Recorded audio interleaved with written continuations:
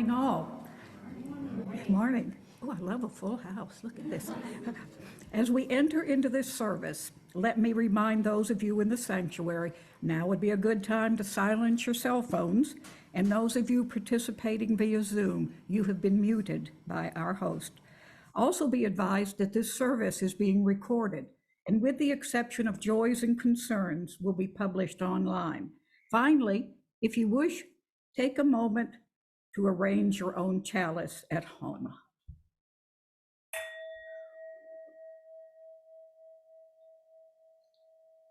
As we enter into worship, put away the pressures of the world that ask us to perform, to take up masks, to put on brave fronts. Silence the voices that ask you to be perfect. This is a community of compassion and welcoming. You do not have to be braver, smarter, stronger, better than you are in this moment to belong here with us. You only have to bring the gift of your body, no matter how able, your seeking mind, no matter how busy, your heart, no matter how broken. Bring all that you are and all that you love to this hour together. Kat will light our chalice. Those of you at home are invited to light your own chalice now.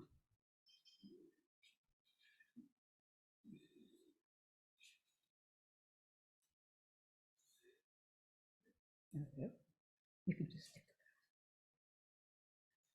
it. We gather this hour as people of faith with joys and sorrows, gifts and needs. We light this beacon of hope as a sign of our quest for truth and meaning in celebration of the life we share together. Before we sing the first hymn, let me remind our remote participants to leave yourself muted. However, we want you and whoever is with you to sing with us as big and loud as you like. Make it a joyous experience. So let us sing the opening hymn, To Mercy, Pity, Peace, and Love, number 93. Please rise in body or spirit.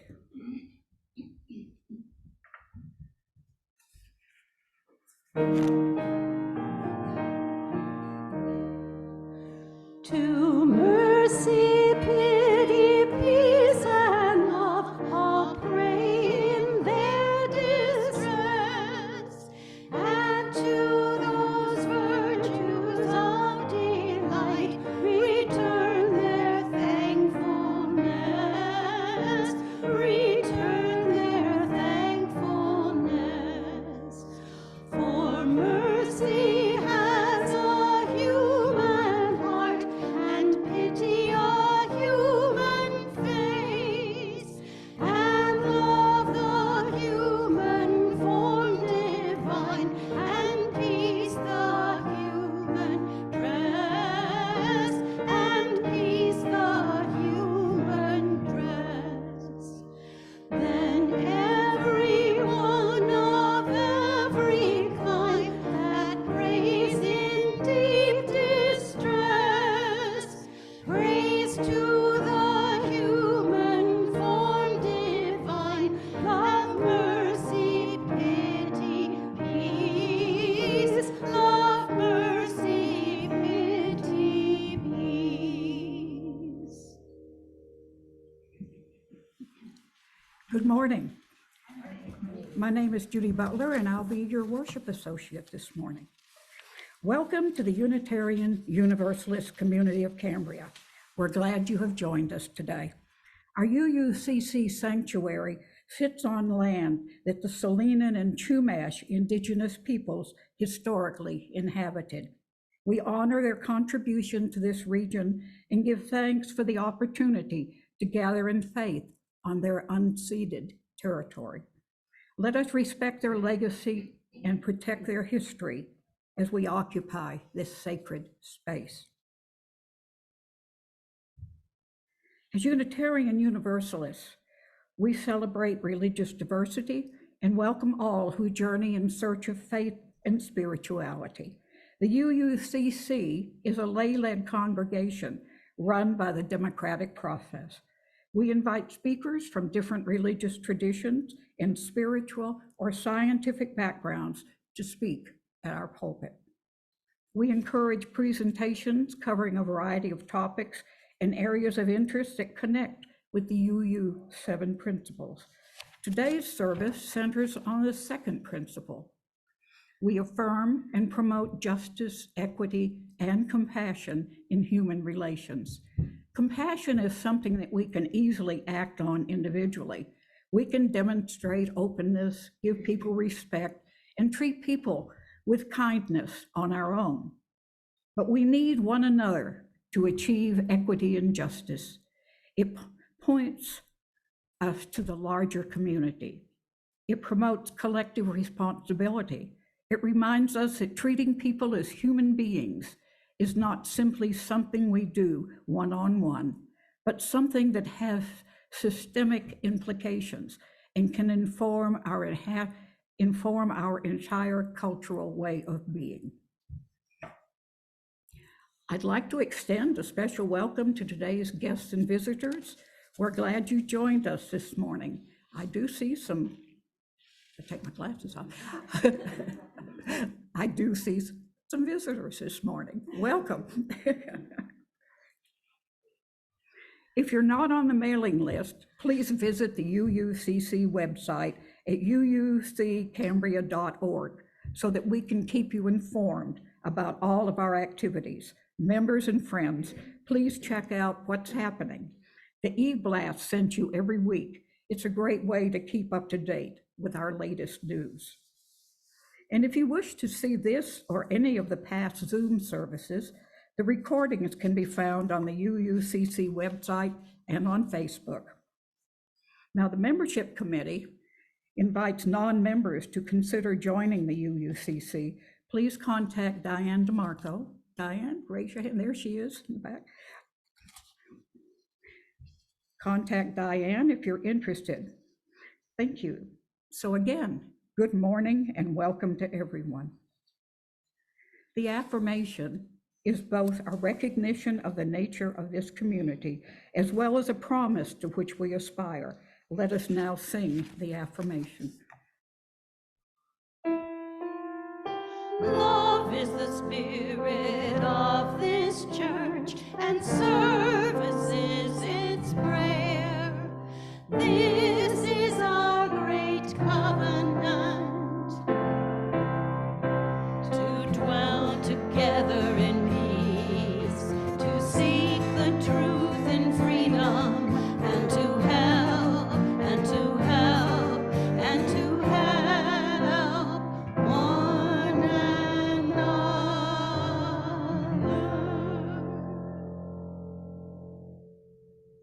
We set aside this time for any announcements that would be of interest to our UU community members and friends.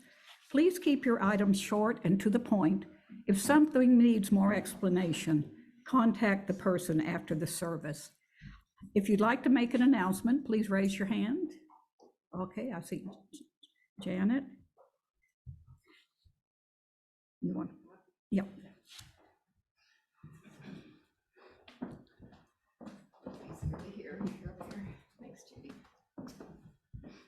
Yeah, I, by default, wound up on the Cambria's Anonymous Neighbors Board of Directors. The reason is I lead our food bank effort, and CAN is now financially supporting our food bank, our extra supplies. And at the meeting last week, they're very concerned, they're very low on drivers. They need younger drivers. By younger, I mean under 80, basically.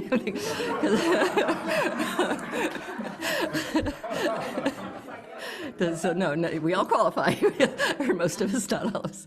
Anyway, to help them, all it is you're on their driver roster, and they cycle through it when someone locally, a housebound senior, needs a ride to a medical appointment or has another critical errand they need to run.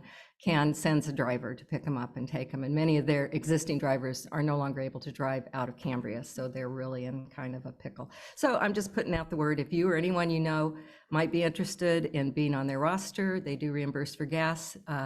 There's a desperate need. Okay, thank you.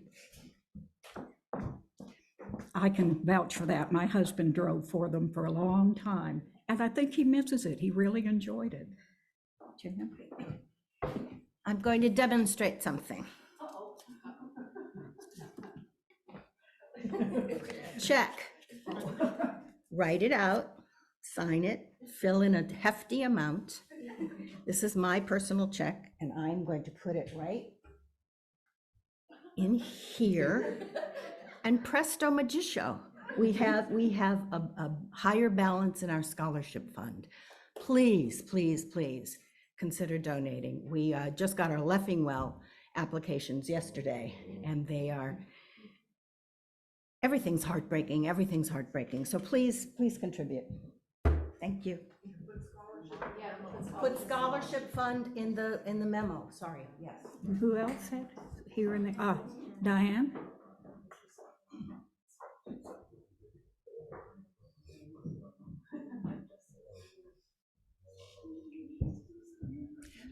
We have a women's group meeting tomorrow at 2 o'clock on Zoom. Anybody who might be interested who's not already on the list, please contact me and we'll get you on the list and come and join us. We are really enjoying spending time with one another.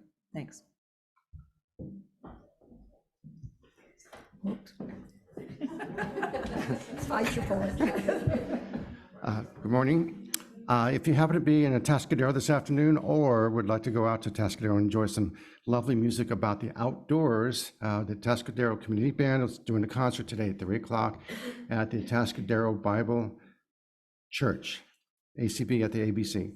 So Atascadero Bible Church, it's right off the 101 traffic way, and it's a huge auditorium type of sanctuary, and I'll be conducting. Okay, so anyway, join us if you can. 3 o'clock. Anyone else here in the sanctuary? Okay. Andy, anyone in Zoom land? Yes, indeed. Lou, would you unmute and share your announcement? Good morning. I've been away, so I haven't communicated with Andy, but we have a men's group meeting tomorrow, which I presume is at the sanctuary, and we'll have a Zoom option, and Andy can confirm that. Thanks. Thank you, Lou. Yes, indeed. We'll meet here at the sanctuary at 10 a.m. and I'll send out the invitation. That's it from Zoom. All right. Well, next week, March 12th, Kelly Lemon will present Being Curious with Kindness. And this is birthday day. We take this time to celebrate all those who are having a birthday. There we go. This month, birthdays are special, a day when we celebrate your entry into this world and honor your existence. If you have a birthday this month, please raise your hand. And when Andy or I call on you, please reveal your special date, not the year, but the date. Ames? March 9th. March 9th, okay. Anybody else? You're our lone birthday person. What about in Zoom land, Andy?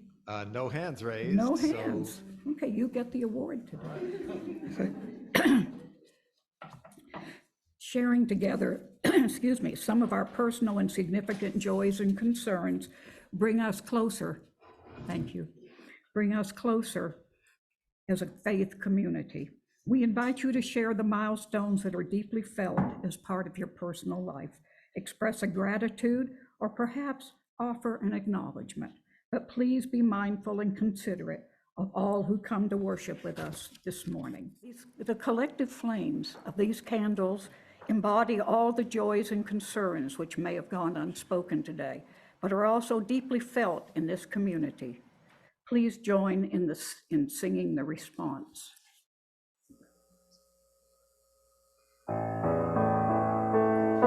May our words of joy and sorrow find solace in our hearts.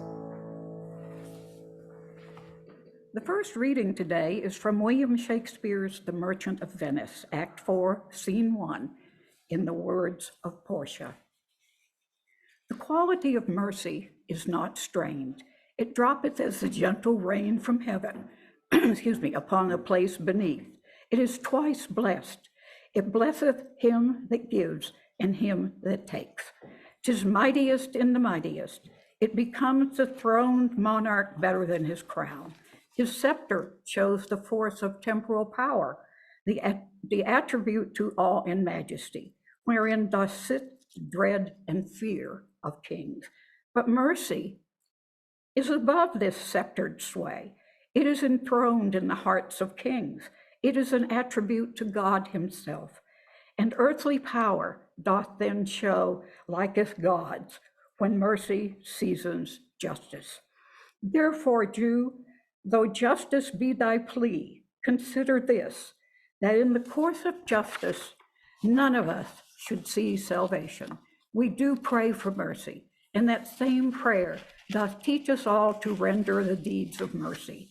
I have spoke thus much to mitigate the justice of thy plea, which, if thou follow this strict court of Venice, much needs give sentence against the merchant here.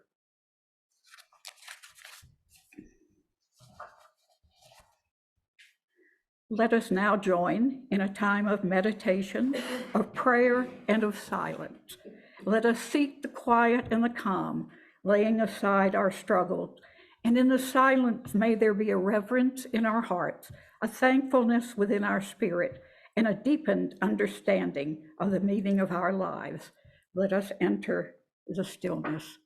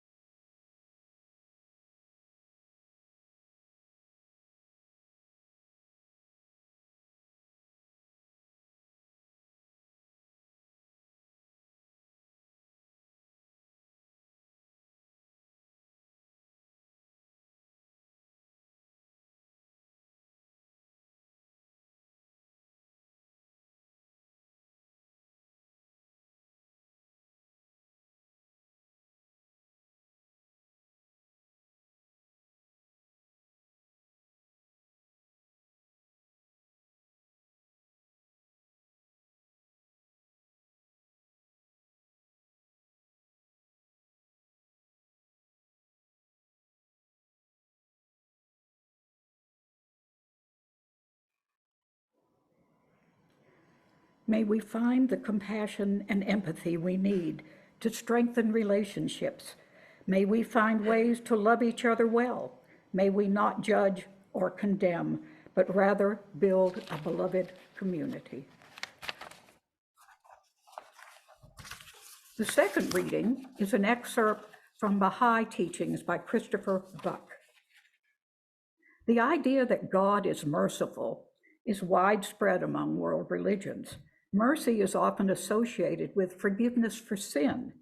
Justice demands more, but mercy mitigates the tough remedies that could otherwise be meted out by justice.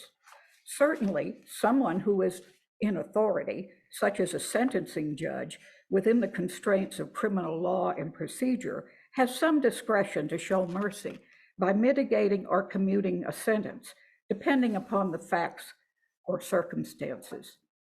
But everyday people, like you and I, are not judges. We do not dispense justice. We do not enforce the law. We do not punish those who break the law. If we did, we ourselves would be breaking the law by working outside of the framework of the justice system. In other words, we would be vigilantes and therefore outlaws. Simply put, individuals cannot function as institutions of justice. That being so, what might mercy look like in everyday life? How does this attribute translate into a human virtue? What could mercy look like in human action? How can we be merciful? The anthem today is Keep Me in Your Grace by Kimmy Rhodes and will be sung by Mary Ann and Ames Anderson.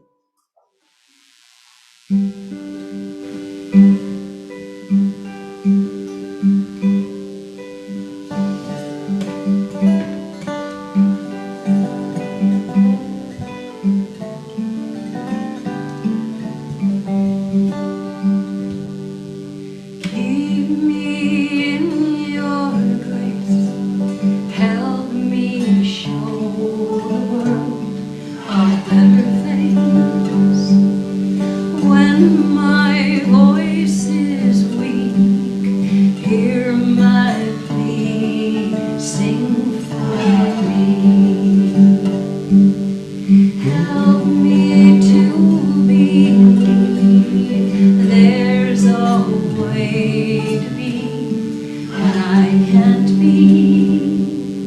In life's troubled sky, be my wings, help me fly. Your grace and love will show me the way as I pass through this world. Your grace will lead me all the way to heaven's shore. Keep me warm in your grace.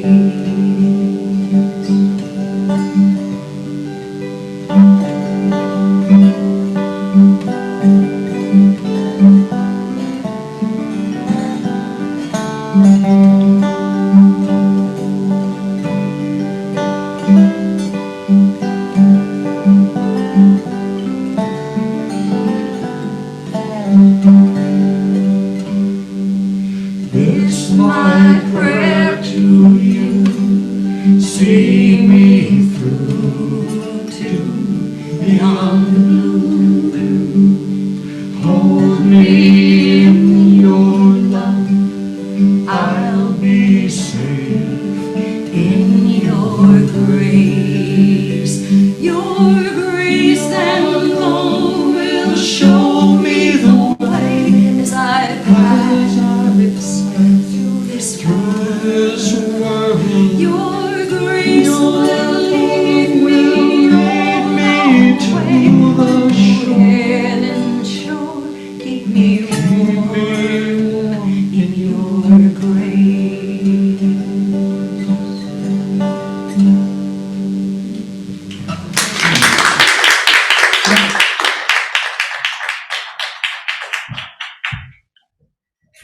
Thank you, Ames and Mary Ann. Today's sermon is titled Quality of Mercy, to be delivered by Mary Ann Anderson. Mary Ann Anderson is a seeker, one whose search for meaning and truth has led her into many different places of worship: the church, the temple, the mosque, the sweat lodge, and nature. She believes that good and bad are an integral part of the human experience, and that every choice we make has consequences, from what we do and say to how we conduct ourselves in life. She believes in kindness, and that if practiced diligently, it will lead us to a deeper understanding of ourselves and others, and that mercy is one of the greatest qualities needed in order to bring about peace, not only temporal peace, but inner peace. I give you Mary Ann.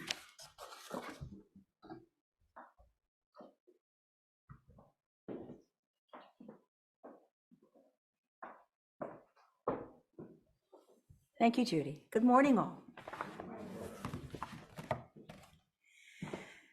First, I want to thank you for coming today and thank our Unitarian Universalist community for spreading words like the words we're talking about today, as well as others. But let's begin with the opening lines from the first reading. Portia is pleading to Shylock, the moneylender, for mercy. He demanded a pound of flesh from Antonio if he were to default on a loan, and sure enough, Antonio couldn't pay. So what did Portia do? Well, she disguised herself as a male lawyer, and went to court and made her plea. The quality of mercy is not strained. It droppeth as the gentle rain from heaven upon the place beneath. It is twice blessed. It blesseth him that gives and him that takes. Well, many of you are probably familiar with this speech, at least the first few lines. So the question is, what exactly is mercy? Does it have a certain quality or qualities? Is it the same as forgiveness? Or are there maybe some deeper reflections and meanings to consider? It's an intricate web of definitions and hard to sort out, but I'll do my best today. Portia's speech continues with, "It is an attribute of God himself, and earthly power doth then show likest God's when mercy seasons justice." When mercy seasons justice, that's very difficult to grasp, I'm sure, for some people. Well, how do these two seemingly opposite qualities interact? Looks like we're dealing with a major conundrum here, or are we? To quote Abraham Lincoln, "I have always found that mercy bears richer fruits than justice." But what about justice? How do we balance these two qualities? Here there was a man who took in his sister-in-law, Elizabeth Todd Edwards, after her husband was killed fighting for the South. And a man who issued a proclamation of amnesty to the South in 1863, before the end of the war, because he believed that the only way for the South to rebuild was if they had the permission and the proper guidance to do so. And this proclamation offered full pardons to all of the soldiers, except the officials and the military leaders. It was rejected. Now to the Bible, a somewhat delicate resource, but it is from the Old Testament, so bear with me. Deuteronomy chapter 42 has quite a different take on justice. "I will make my arrows drunk with blood, while my sword devours flesh, the blood of the slain and the captives, the heads of the enemy leaders." Oh boy. And 43, "Rejoice, you nations, with its people, for he will avenge the blood of his servants. He will take vengeance on his enemies and make atonement for his land and people." Uh-oh. We've got a problem here. How does one practice mercy when justice or vengeance is waiting in the wings? And are these two words even related, or can they practically coexist? Let's delve a little deeper into this issue and this conundrum. The weak can never forgive. Forgiveness is the virtue of the brave. So said Gandhi, after several attempts to assassinate him by Nathuram Virayak Godse, the very person who eventually succeeded in doing so in 1948. Did you know that Gandhi never pressed charges in the first two attempts? Wait a minute. He never pressed charges on the man who would eventually kill him at point blank range. How did Godse manage even to get so close? And how does this make any sense? It's really hard to fathom, but Gandhi also stated from his true pacifistic heart, "I believe in the message of truth delivered by all the religious teachers of the world, and it is my constant prayer that I may never have a feeling of anger against my traducers, that even if I fall victim to an assassin's bullet, I may deliver up my soul with the remembrance of God upon my lips. I shall be content to be written down an impostor if my lips utter a word of anger or abuse against my assailant at the last moment." And that he did. Then again, Psalm 23:6 states in David's words, "Surely, you know this one, goodness and mercy shall follow me all the days of my life." And I have a very dear friend who was critically abused by her husband. She was very, very upset and couldn't figure out how to find some forgiveness. She was in deep despair, greatly upset. So she went to her, I think it was this Episcopalian minister, and she said, how do I deal with this?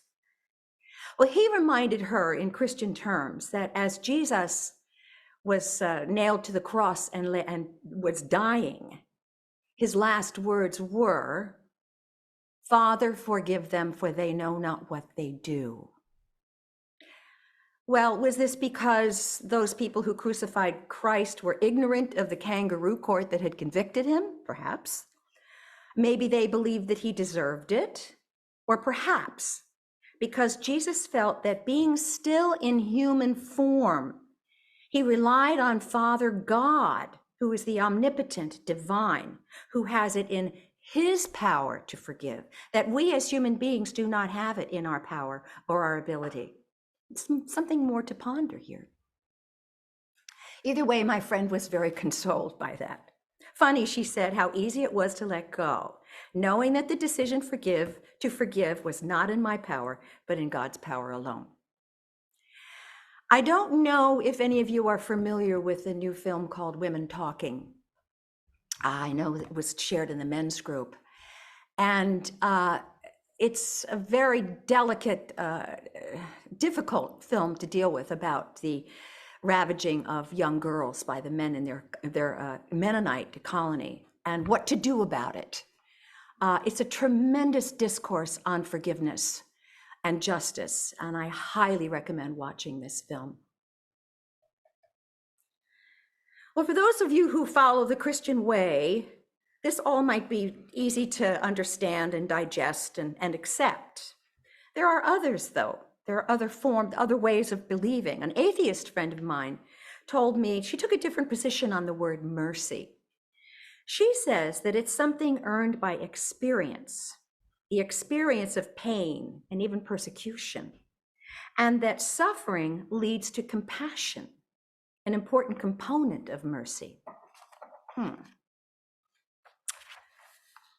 Now let's take a look at some of the differences between the Eastern and Western ideology as pertains to mercy. Excuse me just one second.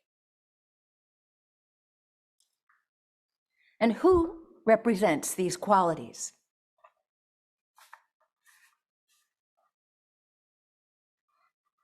Did I jump ahead? Yeah, there we go.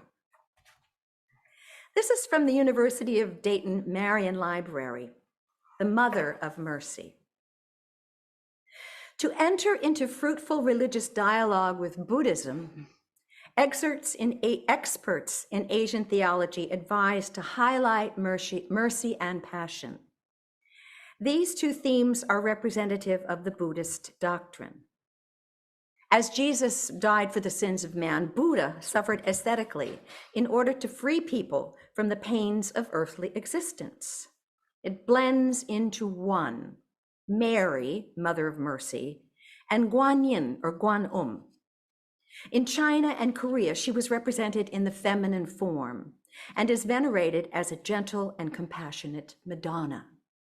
She is described as a model of mercy and may be compared to Mary, Mother of Jesus, Mother of Mercy. Like Mary, she dedicates her personal mission to mercy as Mother of everyone. She is frequently depicted, as you can see here, with a child in her arms, riding a dragon, and placed in front of waterfalls or on rocks. She leads sailors to safety. Now, this artist added two little angels to give the sculpture a more pronounced Christian character. There are, of course, differences between Guanyin and Mary. Guanyin is not a historical person.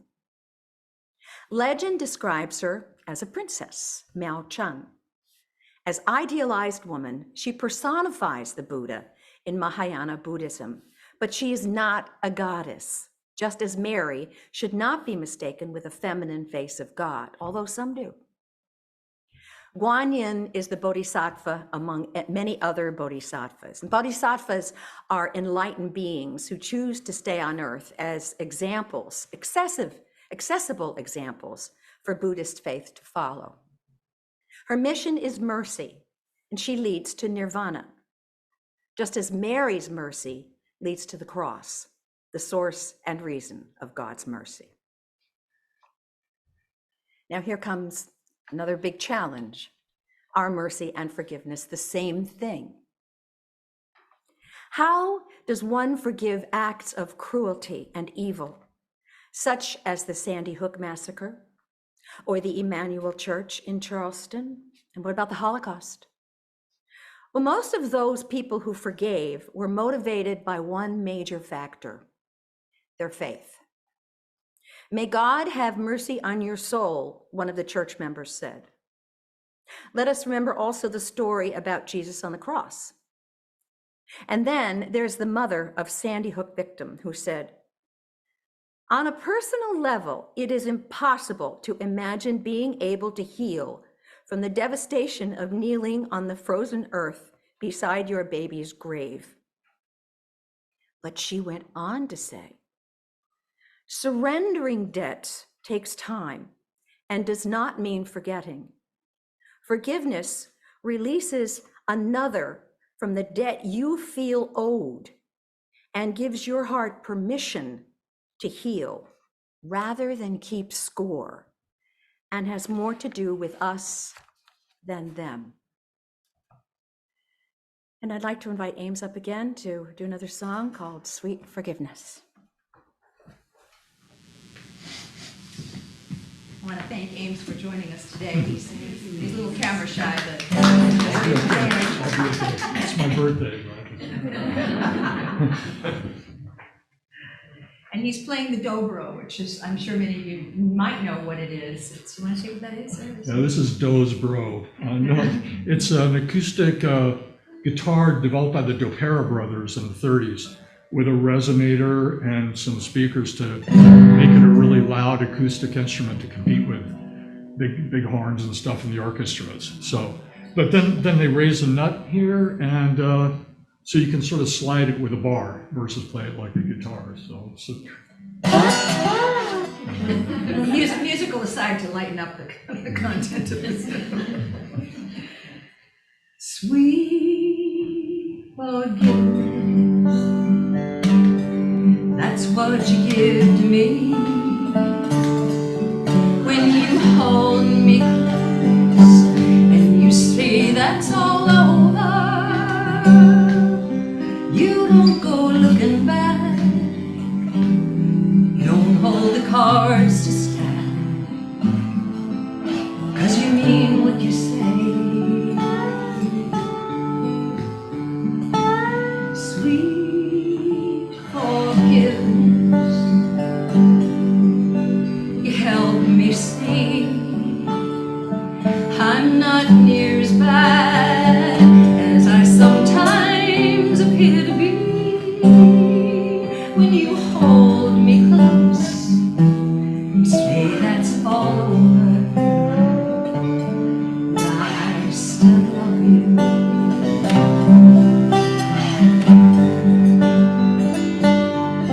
There's no way that I could make up for those angry words I said. Sometimes it gets to hurt and the pain goes into my head.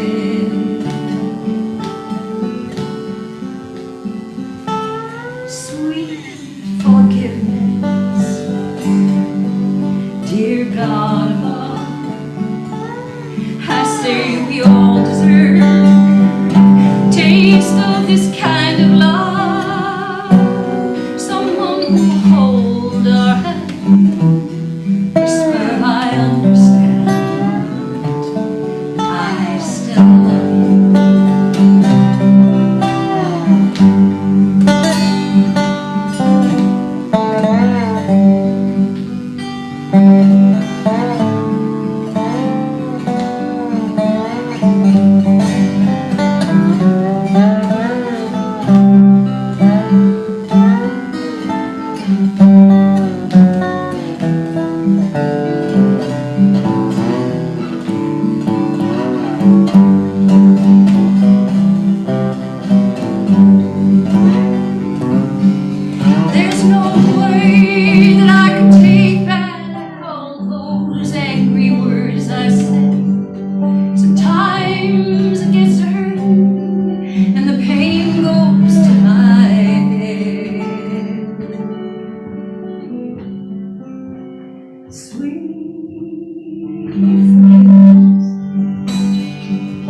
Take our love, I say we all deserve.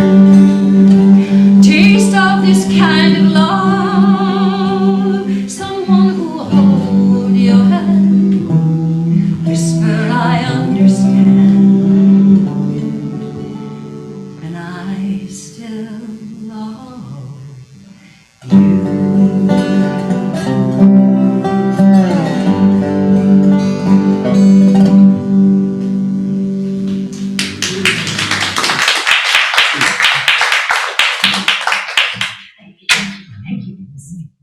Part two. Or should I say act two? Let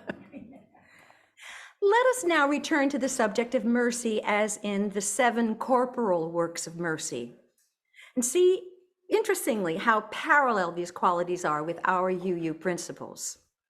As you can see here, Caritas, the 7 acts of mercy, a pen and ink drawing by Peter Bruegel the Elder in 1559.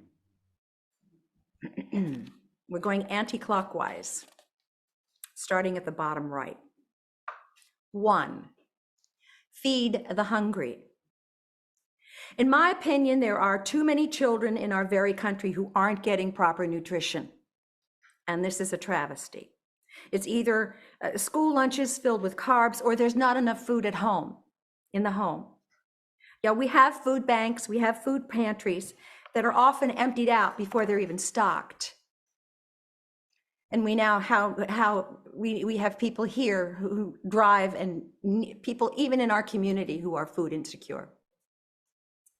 I always ask myself the same question when I see an abuse of money in the form of personal possessions, $5,000 handbags. I say, how many school lunches would that provide? It's my bottom line question. Number 2, give drink to the thirsty. Thirst is a word that can have several applications. You have thirst for water, of course, the basic need for survival. But there's thirst for information, thirst for safety, thirst for freedom. Quench the thirst in the best way you can. Help others, however possible, to survive in an arid world. And for heaven's sake, let's try to make this planet free of drought from the climate change we're living in. 3, ransom the captive. So many people are wrongfully accused and remain in prisons here and all over the world. I mean, look here in our own country at the Innocence Project, founded ironically by Barry Scheck, who was one of the defenders in the O.J. Simpson trial. Maybe he's trying to work off some karma here. 3, bury the dead. There are various methods of burial through the Western rituals of cemetery burials, cremation, Neptune society, or even now planting one's remains in pods that will become trees. In ancient China, for many years, there were forests where people's remains, the cremated remains, would do that. They would put them in pods and make trees, and children could go visit their grandma in the forest by sitting next to the tree. 5, shelter the stranger. There's so many ways to provide. I mean, look around and see the abundance of land and opportunity we have here. And thank you, Jimmy Carter, for making us aware of the fact that there are solutions. We just need to implement them. You know, provide safe, affordable housing to many who have lost their livelihoods, either through economic duress, through medical, financial ruin, for different ways, maybe even unknown to us. You know, in India, it is common practice that there is a door left ajar, and that when a traveler is coming to your home, you take this traveler in and you feed this traveler, and you give this person, usually it's a swami or a person of religious background, and you feed them. It's just what you do. 6, comfort the sick. Oh boy. Now, sometimes to me, that feels like a very tall order. I'm such an empath. I mean, you heard, I cry at the Hallmark commercials. Now, I went to see a friend in the hospital, and I just froze before I went inside. I thought, I don't know if I can do this. It was so difficult for me as a person. And the minute I walked in there and I saw the smile on her face, I realized it was so worth it, so, so worth it. You know, I mean, Dolores here mentioned, you know, let's keep in touch with Mary Del Bono, with people who need things. I mean, look how grateful Anita is for the people who help her out. These are UU principles in action, in action. 7, clothe the naked. All kinds of ways to get clothing. You know, there's an old food bin down in town one time, I remember, where you could drop off your clothes. There's also the Vineyard Church that has a thrift shop here. We love those thrift shops. They're affordable, but they're also affordable for people who need clothing. You know, I remember a year or so ago when we had the fires up north, our very own Kat Lekich here was involved in the drive to bring clothing and necessities to the fire victims up north. So thank you, Kat, for all your efforts. So the more I researched, the more qualities of mercy I found. Interestingly enough, one of them had to do with forgiveness. I found it in the 7 spiritual works of mercy espoused by the Catholic Church for ages. It's more spiritually driven, but it does demonstrate how important mercy is and has been throughout history. Let's take a moment to regard these. And I want you to know that this was done in 1504, the 7 works of mercy. It's in Amsterdam in the Rijksmuseum. 1, to instruct the ignorant. Remember the phrase, teach peace? Or remember that song from King and I, you've got to be taught to hate and fear. Well, this suggests teaching by example also. Like Martin Luther King Peace Poem Project that our friend over in Maui, Melinda Gahn, has developed and worked on for the past 20 years. 20 years. And some of those children who were involved in the first Peace Poem Project are now parents of children in the Peace Poem Project. So we are teaching peace. To counsel the doubtful, engage in conversation and listen. Listen to what others have to say or ask. Give them a chance to express their doubts without judgment or rebuttal. 3, to admonish the sinners. Try your best to let them know what they have done is harmful. Make them aware of their transgressions. This is a difficult task, probably the most difficult. Choose your words carefully here. I did this with my father shortly before he died. And I'm so glad I was able to do this, muster up the courage to do this because it finally gave me closure. 4, to bear patiently those who wrong us. Ow. Leave pride out of the equation, turn the other cheek. Hard to do, and it's even tremendously more difficult when it has to do with violations of those we love and our children. Watch that movie. 5, to forgive offenses. As mentioned before, some crimes are perhaps unforgivable, yet there are some people like the Sandy Hook mother and the churchgoers in Charleston who manage through their faith to do so. 6, to comfort the afflicted.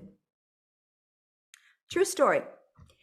The day my father passed, I felt I was disconsolate. I went up to the church and I was looking for the priest or somebody to speak to get solace from, and nobody paid me any attention. And I waited and I was still there alone, left alone. So I went outside the church and I sat on some stone steps just to pray by myself.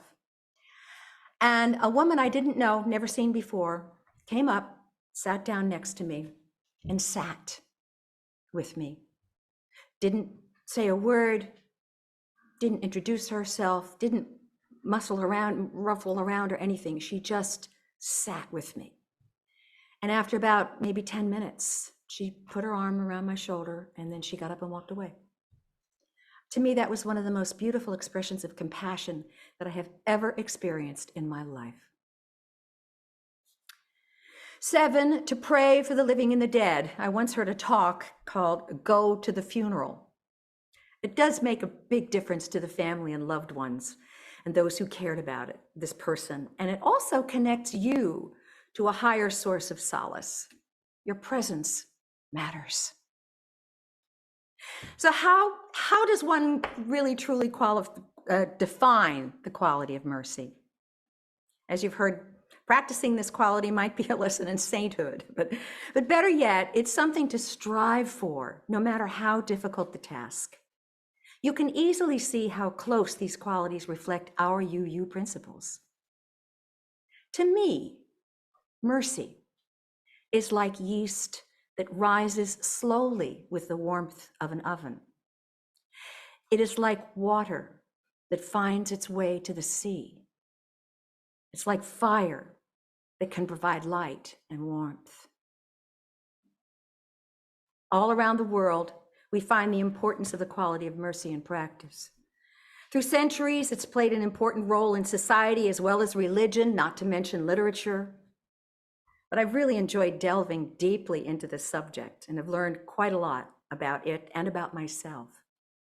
And I recommend further discussion on this extraordinary topic. I'd love to listen to your comments after this service, and I thank you for your time and for my ability to share my interpretation with you today. Thank you.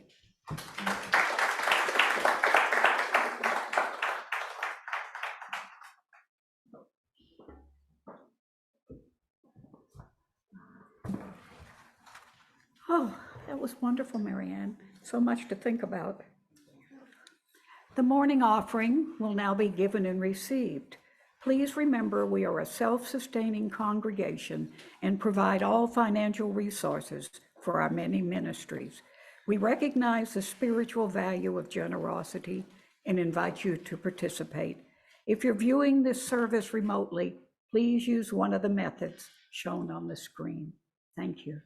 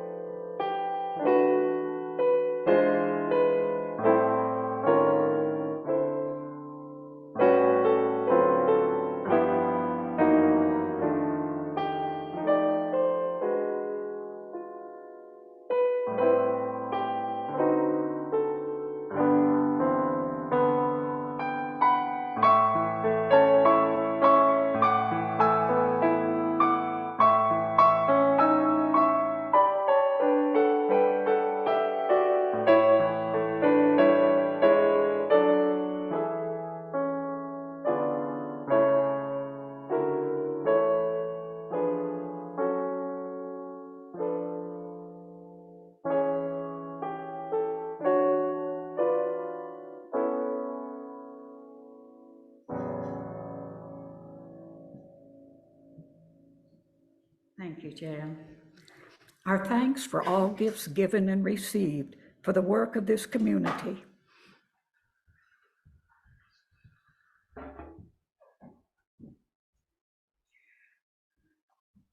Now, excuse me, now let us sing in praise of our UU faith tradition.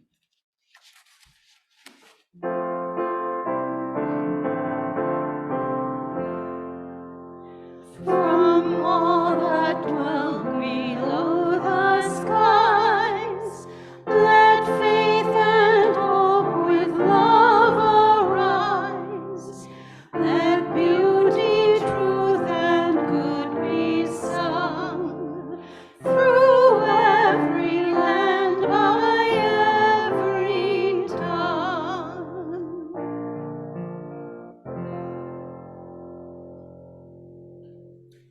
Now let us sing the closing hymn, Break Not the Circle, number 323. Please, or in spirit.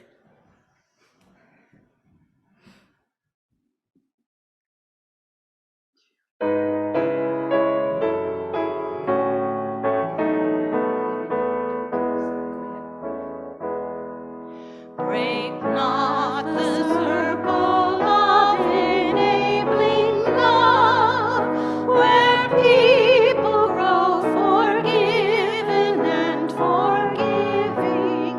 Break not that circle, make it wider still, till it includes and embraces all the living.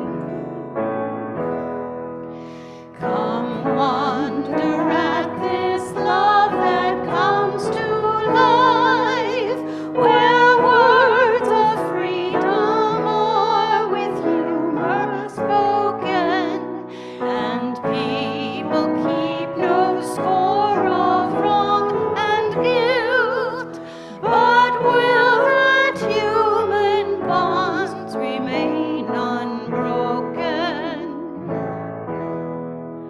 Join then the movement of the love that frees, till people of whatever race or nation will truly be themselves, stand on their feet, see eye to eye with laughter and elation.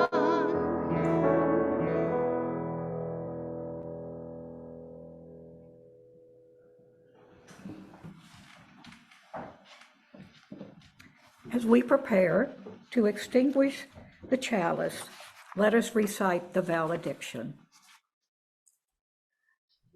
We extinguish this flame, but we keep its light in our hearts, with its message of love and justice, taking it outside these walls to the world we live in.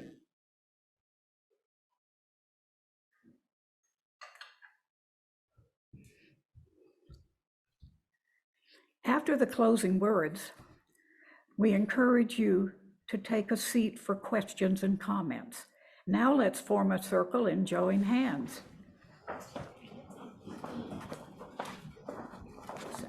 Wait a minute, just a second. Wait a minute, oh, that's yours.